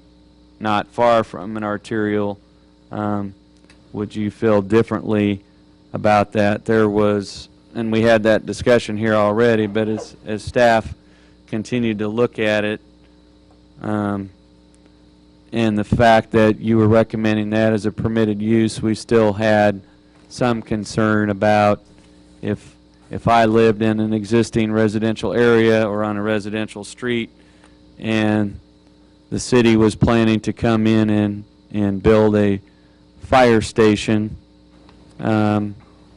what would I want to be notified and have some input on that as opposed to if it was on the corner of Markley and Crawford or something of that nature. So looking at those uses that were recommended for permitted, do you see any distinction or reason to distinguish or treat them differently if they're on a major arterial street versus they are on a residential street? Looking back, some of our other uses treat those differently. How would you address that if there was a concern? What would you do? Say these would be the permitted use on an arterial street, but not in a residential area, right? Right. So if you were drafting the text of the Public Facilities District, you might say something like permitted uses fire stations if located on an arterial or collector street, and then down in conditional uses you might list fire stations if located on a residential street. And the same could apply to, say, secondary schools. If the secondary school wasn't located on a collector arterial street or things of that nature. But we just basically want to bring this back and have you re-look at that. We've discussed and gone through theirs before, but just to bring this back before you and before we go farther, is there any of those things as you think about these uses could be built without any notice and public hearing? Are you still all good with that breakdown? Or if looking at this again, are there any things that you might consider wanting to move, or does the type of street it's located on make a difference to you? Maybe there should be some sort of language about the scaling of the development to the surrounding area, if we're speaking about the residential portion. And what was then the reason we attached the hospital medical district to your packet was that there's kind of a stepping provision in there that basically said if you have a taller building, and in that case the threshold was 40 feet, but for each foot of building height above 40 feet, the required setback shall increase by 1 foot for each additional 1 foot in building height. For some of our public uses, 40 feet might be too high. But do you like that approach with some of these public uses, that the taller the structure might be, the greater the setback you would have to employ? And then related to that, if you were to build something in the hospital medical district and it abuts a residential district, a buffer area of not less than 15 feet in width shall be maintained on that side of the property, and it shall be landscaped and screened. As you look at things like fire stations and libraries and community centers and things like that, do you think that the 15-foot benchmark is adequate? So if you visualized yourself being in a residence on a street and a fire station is built, and we had a requirement that said that between the fire station and the next adjacent residential property line, you needed to have a 15-foot buffer, do you think that's sufficient, or it needs to be wider than that? I think that kind of depends on the neighborhood that it's. But for most of this, we're grandfathering, we'll be going to people, existing facilities and Yeah, in some of the cases, backdating it. like you say that the fire station on South Santa Fe is a really tight fit there. The setbacks on Station 4 on Marymount, they are what they are. This would apply prospectively, but again, if you're talking about a fire station being a permitted use, then you're basically writing the ground rules for that. Say, city, you can put that fire station in as long as you comply with these buffers or setbacks. And so as we were preparing to use the hospital medical district as kind of a model to build out the rest of the public use district, and so as you look at schools, as you look at fire stations, is a 15-foot buffer from the public use district or the educational district adjacent to residence, is that sufficient? A 15-foot buffer, I'm kind of not understanding. You mean, a 15-foot is nothing. I mean, it's so small, it's almost insignificant. You're talking about a buffer, and the buffer would be what? Just a Buffer yard? would consist Open of yard? green space and trees. I mean, I'm okay with it, but it doesn't seem like very much. Right. I mean, it's instructive as you try, yeah. It's instructive as you try to build this. If you say it's 25 feet or it's 30 feet or whatever, then as you attempt to site fire stations or libraries or schools or that, then knowing what that buffer is, then you have to build that in. You have to, 15 feet is pretty minimal, but it's because the way that the hospital and the developing area around it is, a lot of that is pretty tight and shoehorned in. So the whole idea of the hospital medical district was to try to encourage the hospital to go vertical and less horizontal. If you're looking at schools tend to be more spread out, unless you're not going to build a 5-story school, whereas you might have a 5 or 6-story hospital building. So if all we need to hear is 15 feet, that's not nearly enough. It should be at minimum of 25 or 30 or whatever, then we can take that into account. What's residential? What's the buffer in residential? 7.5? 7.5. Yeah. So if you build a house, you've got to keep 7.5 feet off the property line. And then your neighbor does, so you got a total of 15 feet. So we agree that that's not very much, but when we were looking at this and saying, well, we're going to use this as kind of a model to start from, and I looked at the 15 feet and said, well, let's ask the planning commission where they think 15 feet is. Well, my guess is woefully the hospital district was pretty much created to make it fit where they already were. Right. We have to go back plenty and of cases pull in where a we've lot got of about 15 feet pre-existing- between a hospital facility and homes. And if we have to use this model to bring in a lot of pre-existing facilities, you're probably going to need to have some narrow or amendable setbacks and guidelines. But if it's for all future Yeah, if situations, you're looking then I at think that 15 is a perspective, little small. and you've got a blank slate, the reason we brought this back to say, well, if you're starting with a fresh slate or a brand-new school facility or a brand-new fire station, maybe 15 feet is not enough.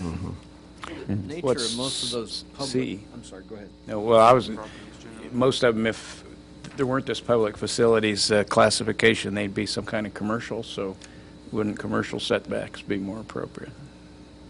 Yeah, and again, as we described here, if if you are, and I guess I'll use like Dollar General on East Crawford as an example, they have got a 15-foot strip behind the store between them and the residential to the south, and that is a landscape buffer. But even there, the minimum buffer is 15 feet.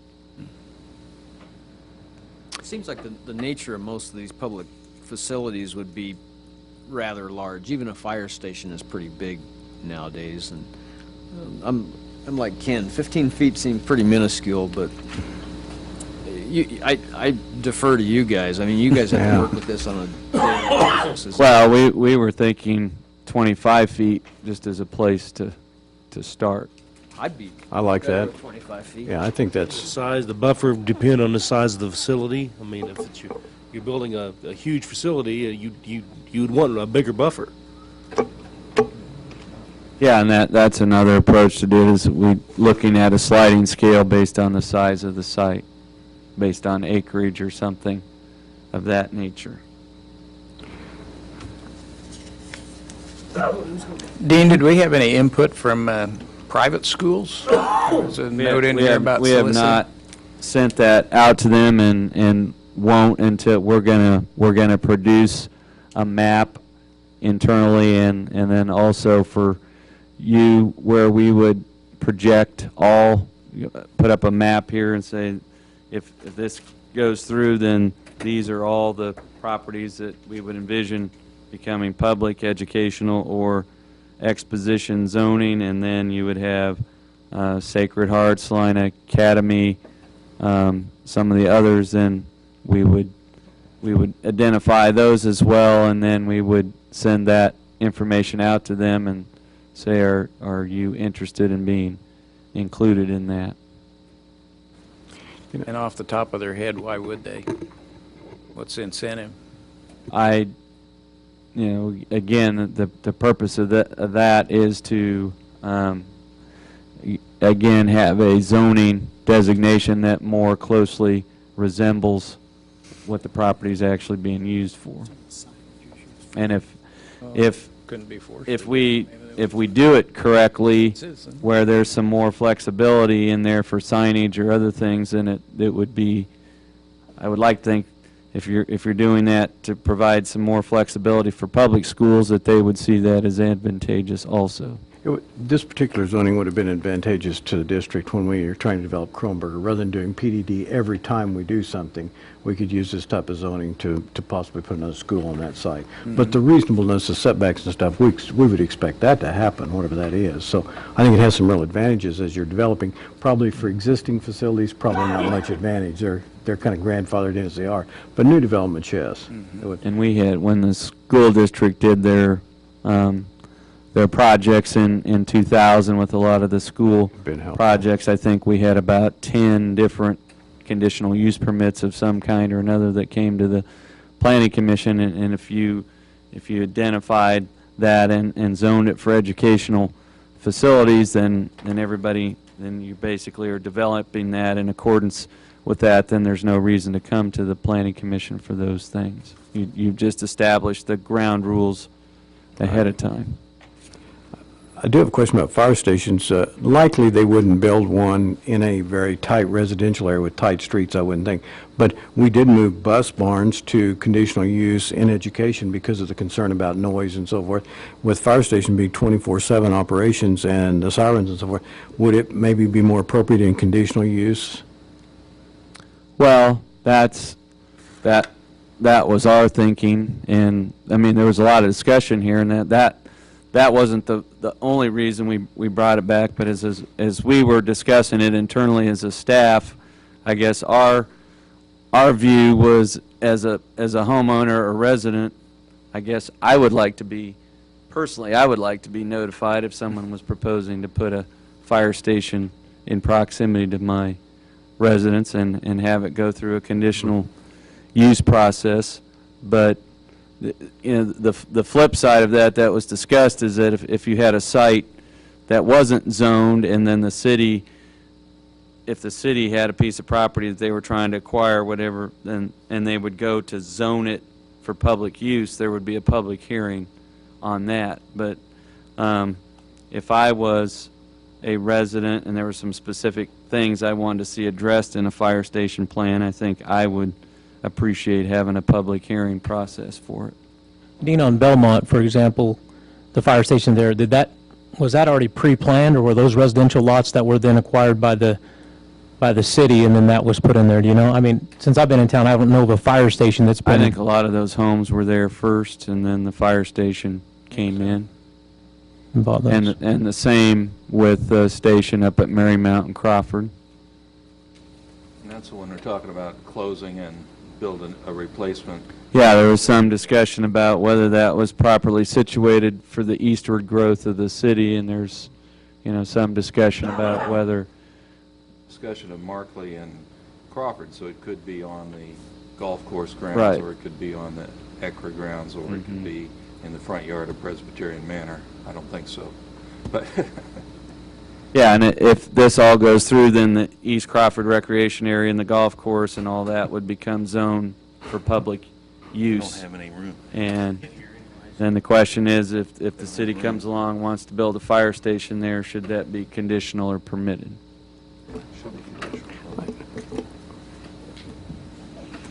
But we will keep working on that and come back to you with fleshing out the remainder of that like we would with the hospital medical district. And then the other part of that would be to produce a map for you so you can see all the, because there'd be a lot of properties that would be up for rezoning with that.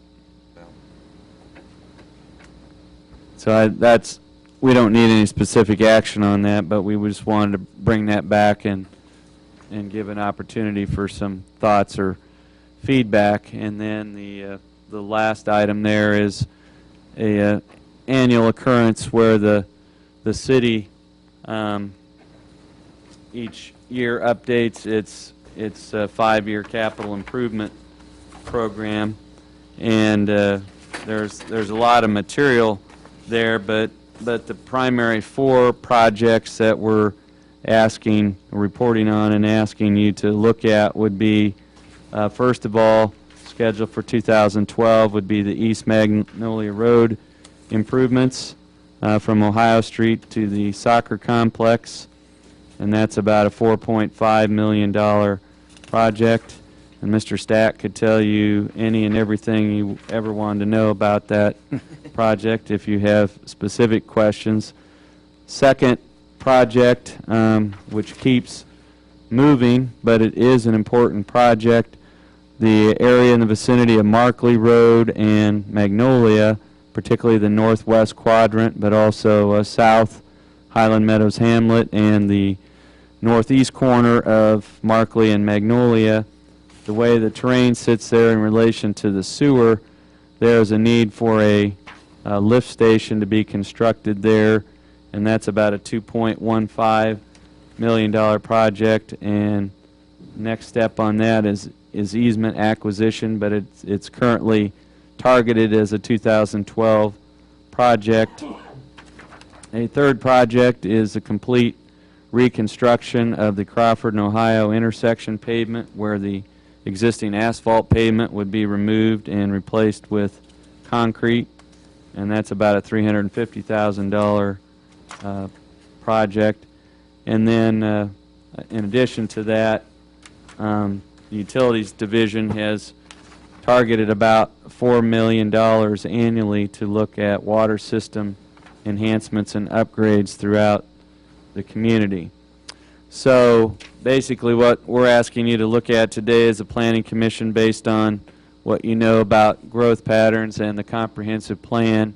Do you agree that the East Magnolia Road project, the sewer interceptor pump station out there at Markley, and the Crawford and Ohio intersection pavement reconstruction, do you view all of those as being consistent with the city's comprehensive plan? And what we do each time, I've got a resolution here for Mr. Ryan to sign if you were to make that finding, but basically you would be finding that those 2012 projects that I described are in conformance with the comprehensive plan, and that none of those stray from our growth or investment areas. So with that, I'd be open to any questions about those 4 projects. And I said Mr. Stack knows any and everything about East Magnolia. Do the Magnolia improvements get us to Markley, or are we just to the river or the bridge? Just to the bridge. And the bridge is Yeah, the about the county? soccer field. So realistically, when does that get completed? I mean, it's on for the next year, but what other things have to happen for Magnolia. to go clear through to Markley? And Well, the east. part to Markley hasn't been programmed yet. It's just right now it's from Ohio to the river bridge, basically to the soccer field area. So for the Markley, go all the way to Markley, that is just I don't know if that's more the bridge. The bridge is a pretty big constriction there, and that's $1.5 million, and then going out further is another $1.5 million. So it's just whether the city and commission and taxpayers want to, I guess, support that at some point sooner than later. I guess right now there's not enough growth to warrant that yet. I shouldn't say congested, but the part that's grown the most is between the bridge and the city of Ohio, right in there. So there's 7,000-8,000 cars there, and that's more than they had projected a few years ago when we built Ohio. So it's just that's the part that's grown the fastest, and do that first, I guess, at this point. Is there going to be some kind of traffic control there at the soccer fields? Do you expect that to expand like Burke, Bill Burke? Is there going to be, I mean, if we have any Signal? future type of traffic control in mind, as Bill Burke's been a problem for a long time. Right. We don't think there would be in this case. It's seasonal. Bill Burke, I know, has been studied, and for some reason there's never been a light put in there. It's for certain times of the year, summer, I guess, being the worst. It's bad, but for some reason there hasn't been a light put in there. I don't exactly know why, but it has been talked about for a long time. So the soccer part, we don't propose having a signal there yet. What side from Magnolia Road are you coming from? Or would you pull from both shoulders, or are you going just on the south side for widening that, or? Right down the middle, basically. You're also lowering the elevation of the road, aren't you? Yeah, right now it acts as a dam. Basically, it's higher than both sides, so it's really hard to, and it ends up at the levee height at the east end, basically. So we have to put the storm sewers in on both sides, work on both sides of the road for a while, and then do half at a time. Really, just for cut and fill purposes. We need to cut one section and fill here, and it's going to be a phasing challenge for us. But it's going to widen both ways, basically, have a median in it, have a hike and bike trail on the south side and a sidewalk on the north side, street lights, and 4 lanes basically to, is it Huntington? Right about Huntington, where we'll not need the 4 lanes anymore, and then we'll go down to basically 2 with a median in the middle. For aesthetic purposes and for future, the median would then become the 4 lanes, or 3 or 4 lanes eventually, but for now it'll just be turn lanes and a median and sidewalk and just a much improved section, basically. Dan, is that, how far along is that project? We're being asked to endorse it, but is the project already out for bid, or is it still waiting on commission approval? No, it's just Just concept? well, and this, like Dean said, this is it consistent with the plan? And this one's been on there for a while, I believe, Dean, hasn't But it? it's scheduled as a 2012 project. Will it get kicked off in 2012? Yes. It will. Yeah, we're in the final Pending, stages. that's my question. You're already in the final stages of it. Yeah, I mean, and it could get built anytime in the next few years, but so far we're planning on it getting built next year unless there's some reason not to. The CIP is a 5-year window of projects, but they're only actually funded on a year-by-year basis. So the projects that are identified for funding and action in 2012 are the Ohio Crawford pavement replacement, the East Magnolia widening, the pump station. I said the pump station has been on the list for about 5 years, and it's scheduled for 2012. It doesn't, if things don't go well with the easement acquisition or something, it could be bumped again. But the projects that are out to the future, there's not been funding identified or set as firmed up for those. So the city commission allocates the funding. But before the city commission has not approved those as part of the 2012 plan, and won't without an endorsement from you of those projects. Well, they appear to be consistent with the comprehensive plan as far as I know it. Is there any reason that you think they're No. not? The city plan shows the city growing south and east, and two of these projects are trying to address that growth. I'd recommend we endorse them.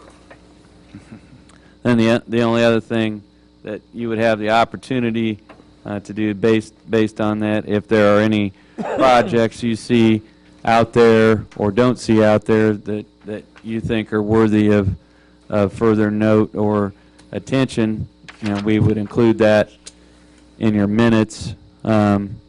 If there's a project that you see as important to the community that you want to make that observation or comment to the city commission, that there are some future projects that you see as especially important to the community. I mean, one thing about the plan is that there's a lot of worthwhile projects that are not they're not funded or identified. We had a question about the I think for about 10 years the widening of North Ohio from Elm to North has been identified but unfunded and not programmed in. We've gotten some questions about that. That is on there but never has worked its way into the formal CIP. Obviously some of the river improvements, some other projects like the East Salina Master Plan area, the 9th Street from Riffle Drive south to Waterwell is an identified but unfunded project. But if there's any projects you want to reflect in the minutes that you view as important to the community, that's certainly appropriate as well, or you can simply have a motion to endorse the 2012 projects. At the prior time. I have a quick question, because I don't know if this would be something would be an improvement or it's just the way that things are set, but I think there are particular points in the city. I think the entire city's light system is all set on what appears to be automatic trips. It's regardless of traffic flow, of time. It's just somebody pulls up to it, boom, it trips. And I don't know that that's efficient nor really safe long term. Now, is that something that could be looked at as just simply a tweak to the system we have, or is that something that requires a different system? Most of our lights are not timed. They are actually triggered by video cameras or loops in the road. So there's a few that are still on the timer system. Ash and Santa Fe being one. Albert in Ohio is another one right now. It's just broken. The loops don't work anymore. We need to fix it. We're actually going to put cameras there at next year, actually. So. But we don't have a, like for South 9th or different corridors, we don't have a computer system that I know, because I've done it once before in Lincoln, Nebraska. You can drive all the way across the city. If you drive 27 miles an hour down South 9th Street in Lincoln, you'll get green, green, green, green, green, because it's programmed that if you drive 27 miles an hour, every light will be green. We don't have on South 9th or South Ohio any timing like that to keep it green for particular flows we want to.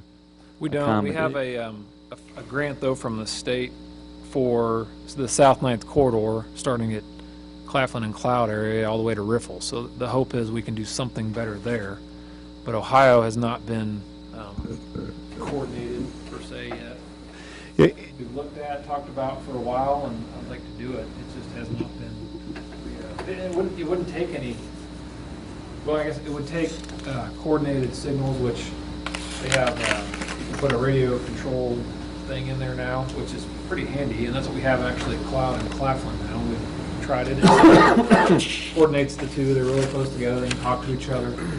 So a lot of cities have them hardwired to each other if you're going to coordinate them, but in the case now we don't have, and that's expensive because you have to bore underground wire and conduit, and it's a real challenge. But with the radio technology, there's a chance we wouldn't have to do that as much now.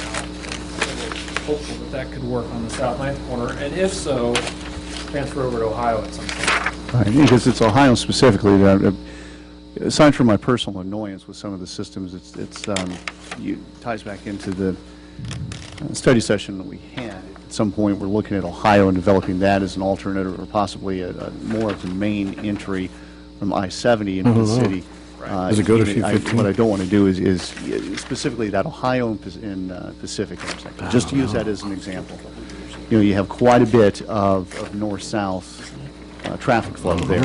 Yeah. But yet, when somebody comes up on Pacific, It trips you know, quickly. it trips it automatically, and even somebody who's wanting to take a right turn, you know, who Right. doesn't necessarily need to Okay. need for a light. That can be changed. I think the right those turn things issue. should- Yeah, I think those things should be looked at, especially in areas to where we're trying to bring flow into the city. You know, it seems a little annoying to constantly Yeah, be stopping traffic. the right there. turn issue is something we've been working on with him for a while. They can put a delay. So if somebody comes and sits at a right turn, it delays for a while before it actually trips. So if they can't get out there, then it trips, but it delays for a little while. And you have to do that manually at each cabinet. So they've been going around doing that on some, but they haven't done it there yet. There, yeah, So it do just that. allows cars to collect, because what ends up happening is every 30 seconds a car comes along and then it trips. Yeah. And it trips. And so you're stopping traffic in Ohio just constantly.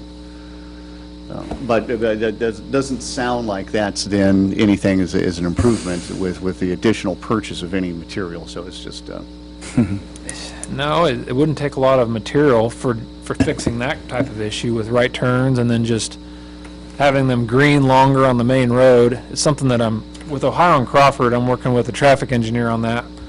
I'm not a traffic engineer, so there's a specialized kind of group that deals with that stuff, so I haven't wanted to turn over the cart too much yet, but we're getting there on some of those things, because I don't know why. I drive all those roads too, and they turn, seems like inefficiently to me, but for some reason, the 8-second minimum on signals is kind of the industry standard, which doesn't seems ludicrous, actually, but it's, 8 seconds for each leg, it's almost like a four-way stop, so I don't understand that, and I'm hopefully going to get to the bottom of that in the next year. That's probably more than you wanted to know, but it is a kind of a problem of mine as well, and one I'd like to solve, but there's a lot to it with coordination and who gets the most time and how to make everybody happy, because there's the people who come and sit there, and if they have to wait too long, they call us. So it's not turning fast enough for one car. I'd like to add in a short conversation so we can get out of here, but I still am big on because I announced that for the overlay district as well, but Cloud and 9th Street from Bogies to the front of where the old Big Lots used to be, where it opens up into a 2-lane. I still believe if we can concentrate on that, it will help out the businesses that are there. I was there the other day, and it backs up from Cloud to Bogies, and people can't get out of quick shops, which stops the business flow there.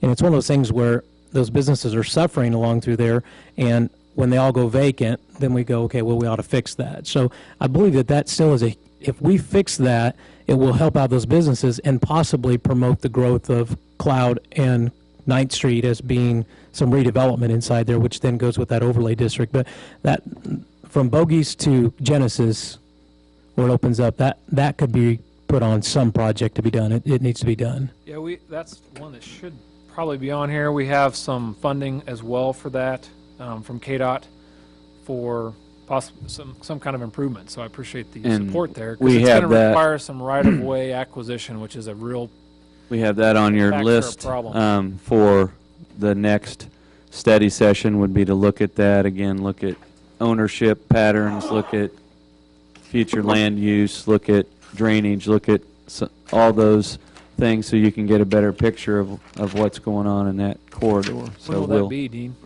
probably after the first of the year Oh, sometime. perfect, because we're hoping to get started with the designer next year, and the scope of that would be I didn't know as far as Bogies, that's good to know. I was thinking Claflin to Cloud, and trying to get that widened, I guess, would be helpful, but all the way to Bogies would be even better, I guess. Well, it would help out there was a large amount of money put in the old grocery store, or whatever that used to be there, and it, again, would open that. It seems like that's where the residential stops at Bogies, and commercial takes place, where it would just help. We might as well take it to where the residential stops to help out the other businesses than to stop it at the signal light. Right. Also, it would help flow from coming out of Kansas Wesleyan, the quick shop. I would take it one block further. Okay, And- thank and you, that's a good idea. Gateways, we've had quite a bit of discussion over the past few years about gateways, and I don't know where they're at on this list. I don't really see them, but I think there's some years missing here. So, because tops are cut off, so, but anyway, I would like to see that put on there somewhere, not immediate. I mean, there's still a lot of research to be done on it, as we can see, but Unfunded is it there? wayfinding and gateways. Okay, well, we've got it. I mean, there's been a lot of That's a wayfinding downtown work gateway, so I don't know. done, but there's a lot of wayfinding things that could still be done in terms of growing that wayfinding system. But future wayfinding expansion, I think, is identified, but not specifically. Right. What do you need, motion or what? Well, I think we started to have a motion to endorse the 2012 project list, and if we had that motion in a second, then we Is would. there a motion? Are you putting a median down Magnolia, you're saying? Down the middle of it? How wide a median is that going to be? And 24 feet, right, basically two lanes, two 12-foot lanes, from Huntington to the soccer complex, basically. And there'll be breaks for River Run and for the Okay. soccer field, and I don't think there's any other intersections there, but there'll be breaks at the intersections and then left turns, lanes. so the guy that's got the house right there on the north side, he's going to have to go around the median to turn left or right, or turn left to turn east if he's pulling out of his driveway from the north? Yeah, and we had to work with the property owners there Yeah. for farm equipment and trying to think of all the things but there was, deliveries and grain trucks, and so there'll be some kind of, there'll be a median, but there'll be some kind of a crossover form for that. So they will not be limited as really that much at all, from what I can tell, or what I remember. They'll still be able to negotiate this the way they always have, basically, until if we're redeveloped. I guess Are we doing that so we can raise the speed to 50 mile an hour in there, or No, I mean, it's 30, what is it, 40 now, 45? 40? 40, I think it's designed for that. It won't be super wide in there, actually, because it'll still be basically Yeah, we're waiting for the an improved single lane each way with some turn lanes, so it's not super wide. But the 4-lane will be better. Mr. Chair, I'd make a motion that we approve the 2012 list as presented by staff. Is there a second? There's a second. All those in favor say aye. Aye. Opposed? Other matters, Dean, I made a note on the second application, I guess it was item number 3, that asking us to consider amending the future land use map to show the southwest quadrant of Cloud and Broadway intersection as commercial. Do we need to discuss that, or I don't. you need any direction on that? Based on what I'm hearing and what I heard is that the real time to consider that is if there was some time a plan to redevelop or do something with that mobile home park there at that corner, that would be the time to really look at what the future of that is. Okay. So what we'll do is we'll communicate and explain what your motion was related to that property, and then if the Phoenix Restoration doesn't think that's a feasible thing for them, then they can simply withdraw their application and stay with their MHP that they have.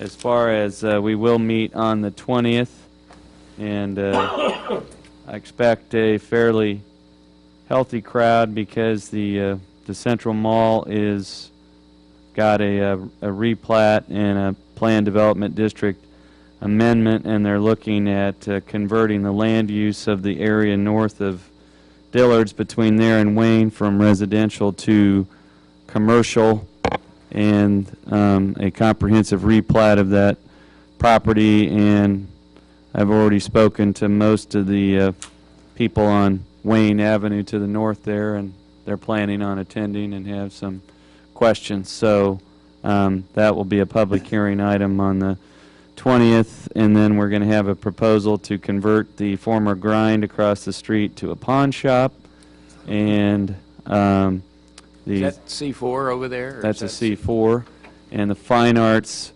Cinema, similar to what the Stiefel Theater did before, interested in obtaining a drinking establishment license, which in the C4 is a conditional use. So the Fine Arts Cinema in South Santa Fe will have a request before you for a drinking establishment license. And that will be on the 20th. So they're at 150 South Santa Fe there. Thank you. We're adjourned. Okay.